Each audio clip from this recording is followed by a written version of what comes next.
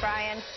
Well, two major stories about potential 2016 candidates are getting very different coverage. The mainstream media attacking Governor Scott Walker for not jumping to the president's defense after Rudy Giuliani claimed he doesn't love America at one of Walker's events. Meanwhile, headlines covering controversial foreign donations to Hillary Clinton's foundation were drastically different, most stating that she, quote, may have a problem. So is there a double standard at play right here as it pertains to 2016? We're going to ask our political panel of brothers. Republican Dallas Woodhouse is the founder of Carolina Rising, and Brad Woodhouse is executive director of Americans United for Change. Thanks for being with us, brothers. Good morning. What do you think about the coverage so far? Brad, I'll start with you.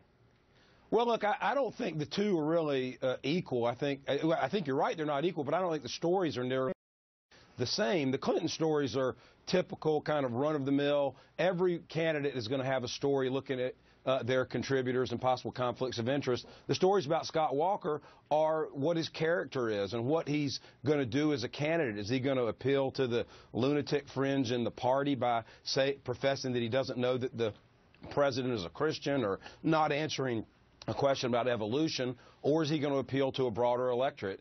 And look, Hillary Clinton is the most scrutinized politician in America. She is going to be scrutinized to death, as she has been for 20 years. Well, some would say rightly so. I mean, with over 200 ethics probes going on right now, Dallas, I know you're not going to let that one slide with your brother in terms of the lack of coverage about those probes into Clinton's campaign donations and also speaking engagements.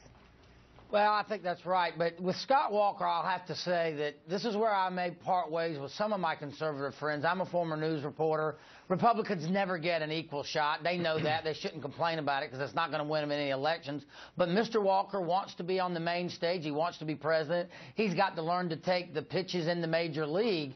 On the other hand, he is the hottest political property right now. He's getting a lot of attention. Of course, he's going to get more scrutiny. The Clintons have been taking dirty money for years. They took it from the commie Chinese. That's just not true, They play with all Dallas. kind of dirty characters. They rented out the Lincoln bedroom. So there's just nothing new here with the Clintons. There's just nothing new about her candidacy. She is old and stale and tired as a candidate. But let me ask you this let me jump in here about the stage that you're talking about, the political stage. Because when you look at the network coverage comparison between Thursday and Sunday, when you compare Walker-Giuliani coverage, it was 12 minutes almost, 11 minutes, 50 seconds. When you look at the probes into the Clinton scandals, it was 1.115, 1 minute, 15 seconds compared to 12 minutes.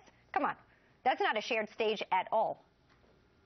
No, it's not. And Republicans just have to get used to this. Look, I mean, the media was a big cheerleader for Obama for years, and now the country's paying for it. On the other hand, we just have to recognize that is what it is. And right now, Scott Walker is doing fine. I do think my brother's wrong on one thing. I mean, it is a ridiculous question for any candidate to be asked about the religious beliefs of another human being. Dallas, have you not been living in this country where Republicans for 4 years questioned whether or not the president was born here? They implicitly questioned whether or not he was a Muslim. Of course, as long as the Republican Party is going to question first of all, whether or not, as long as the Republican Party was born here. Dallas, as long as the Republican Party is going to question whether or not the president was born here, a question about the president's religion or his nationality is absolutely appropriate. Wow. You're my brother, and I'm not going to speak about your religion or anybody else's. People ought to speak on their own religions, and it is a ludicrous question. The Woodhouse brothers, Brad and Dallas, you're peacefully disagreeing. I would have loved to see you guys when you were 5 years old taking each other down. Thanks for being with us at Fox and Friends. We'll see you soon. Thanks.